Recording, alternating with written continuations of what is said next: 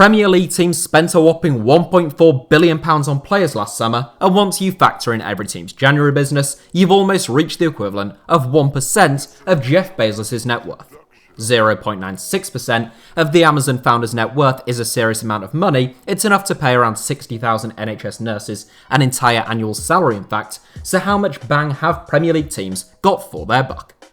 I know most of you are more used to me making videos about a what if Mongol Empire 11 or an Estonian international from the 1930s who is accused of war crimes, but every now and then I like to do a video with a slightly broader appeal. So if you are new to the channel, feel free to hit the subscribe button and join the HITC Sevens family. The channel just celebrated its 3rd anniversary, and my boss said I wouldn't be able to hit 300,000 subscribers by the end of the month, so your help in proving him wrong is, as ever, much appreciated. Today's video is simply a look at the Premier League signings of the season, according to me, taking into account both summer and January arrivals, but no loan signings. Taken into account is the players' performances, future prospects, and of course the fee that was spent on them. Here are my views on the top 7 Premier League signings of the season. Gabriel Martinelli.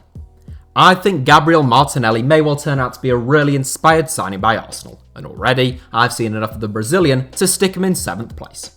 Martinelli joined the Gunners from the 4th tier of Brazilian football, Serie D, where he had been playing for a club called Ituano, and that meant Arsenal were able to sign him for a very reasonable £6 million.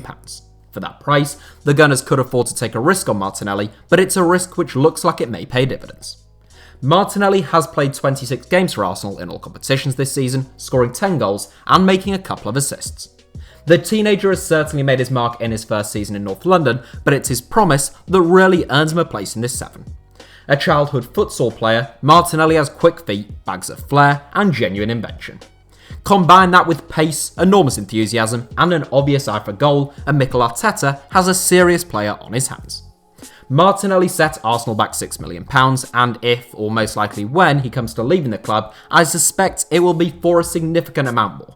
Arsenal fans will hope that is a long way away, and that the 19-year-old can spend many happy years at the Emirates. Allan Saint-Maximin. Clearly, Allan Saint-Maximin is still very raw as a talent, and he has plenty of room to improve in almost all aspects of his game. Nonetheless, the vast majority of the time when I watch Newcastle play, he looks like the most dangerous man in black and white. Saint-Maximin is the one player always looking to make something happen, always willing to run at an opponent, and often to great effect. Newcastle have long recruited heavily from France and Ligue 1 during the Mike Ashley era, and often with success. Saint-Maximin arrived at St James's Park from Nice in a move worth a reported £16 million. There was a time when that would seem like a big move in the Premier League, but nowadays that's hardly an eye-watering sum. I mean, Everton paid £28 million to sign Alex Iwobi, and Newcastle themselves forked out £40 million to sign Joe Linton. Apologies for the reminder to any Magpies fans out there, and that serves as a reminder that I could of course make a 7 worst Premier League signings of the season video if that's something that would interest people too.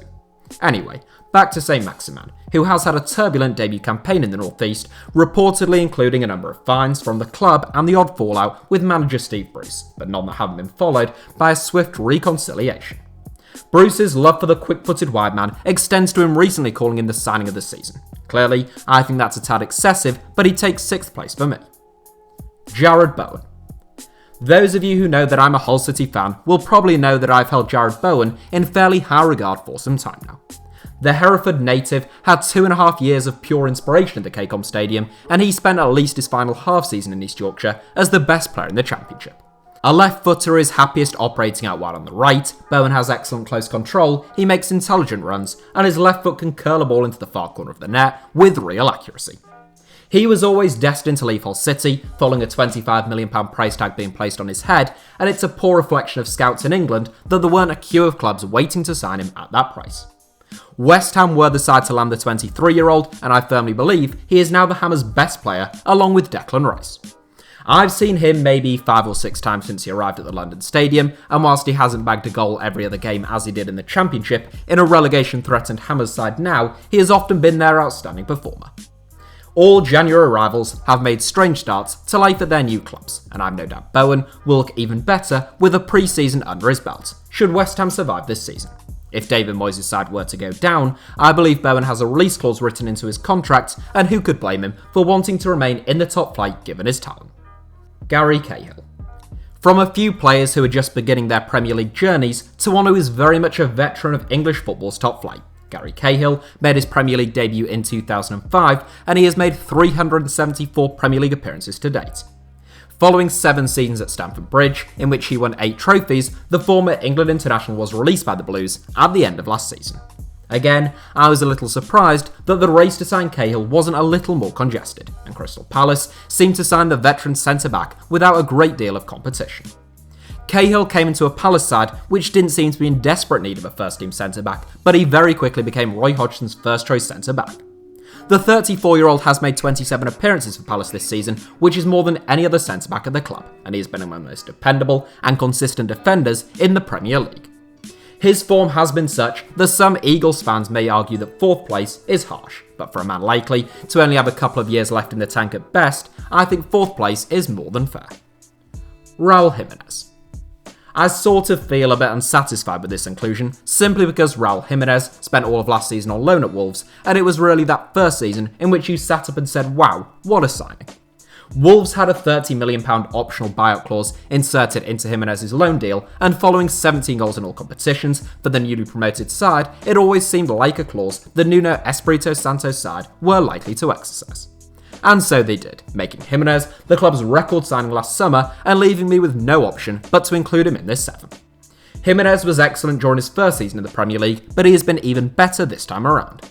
The Mexican has shown no signs of second season syndrome, but instead appears to have grown with the knowledge and understanding of a season in the Premier League. He has played an enormous amount of football, given all of Wolves' commitments, 50 games in fact, but he still looks remarkably sharp, although like all players, he has of course had rather a significant mid-season break this season. Having scored 17 goals in all competitions last season, Jimenez has struck 25 times this season, and he leads the Wolves line with real distinction. A really complete forward, Jimenez can hold the ball up and bring others into the game, he can run in behind, and he obviously scores a hatful of goals. A brilliant signing, even for £30 million. Bruno Fernandes. Manchester United fans may revolt in the comments, I've no doubt, over the fact that Bruno Fernandes doesn't top this 7, and it was admittedly a very tight call. The primary reason that Fernandes doesn't take top spot is obviously that he only arrived midway through the campaign, to admit the facts that there has also been another inspired signing this season, and that Fernandes was a marquee signing himself. As for why Fernandes came so close to top spot, well that's because in his short time at Manchester United, it would be difficult to overestimate his influence upon Ole Gunnar Solskjaer's side. Fernandes didn't come cheap, setting the Red Devils back at an initial £47 million and potentially as much as £67.6 million subject to add-ons. For that price, you want something special, and it would appear that Manchester United have signed exactly that. Following an inconsistent and disjointed first half of the campaign, Manchester United looked a different team following Fernandes' arrival, and they've shown title-challenging form since football resumed. Fernandes is a grafter who can score or create goals from midfield, but more than that, he seems to have a real winning mentality. Not only does he add one world-class player to Ole Gunnar Solskjaer's ranks, he also looks to have inspired a step up in class from all of those around him. If his impact can be maintained across an entire season, he'll be the Red Devils' best signing since Sir Alex retired. Honourable mentions. There are plenty of signings who have had very good, or at least very decent debut campaigns in the Premier League this season, so I thought I'd try to acknowledge some of those who just missed out. Firstly though, I just want to address Christian Pulisic, whose fine form, particularly since the restart, would surely have earned him a place in this 7, were it not for the fact that he was actually signed by Chelsea in January 2019, and therefore isn't a signing from this season, and simply couldn't feature. Elsewhere, Youri Tielemans is another man like Jimenez at Wolves, where the buying club knew exactly what they were getting, Leicester in this case, since the Belgian spent half a season on loan at the King Power last season. Tielemans didn't come cheap, but he's a fantastic footballer and he was worth every penny to the Foxes.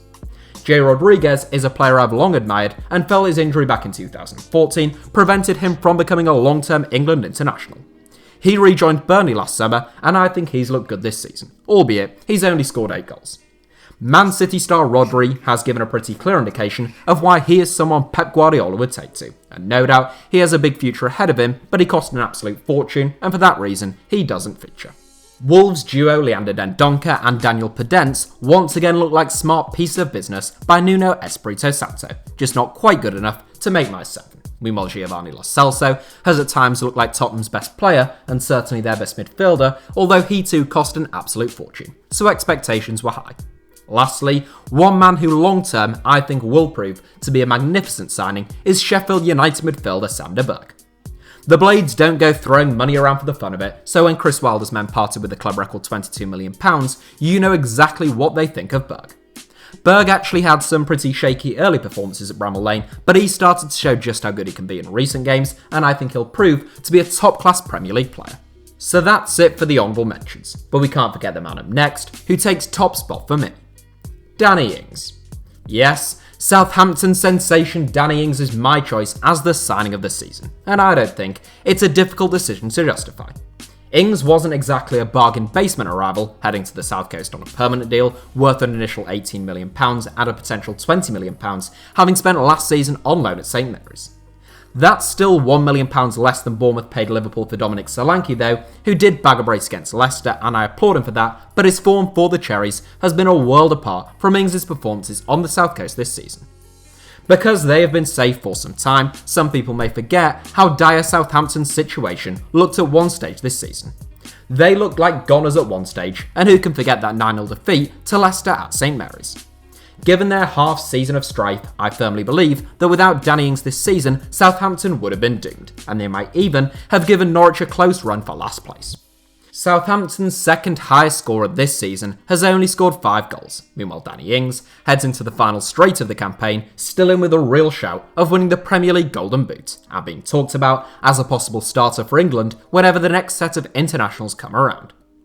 It has been an extraordinary turnaround for a brilliant centre-forward who had a string of injury problems at Liverpool. In total, Ings has scored 22 goals in 39 games this season, including 19 in 35 in the league. For a team that looked in danger of relegation at one stage this season, that is remarkable form, and the former Burnley man is my choice as the Premier League signing of the season. So that's it for today's video. Thank you as ever for watching. Give us a like if you enjoyed the video, let us know your thoughts in the comments, and please do subscribe to HITC Sevens.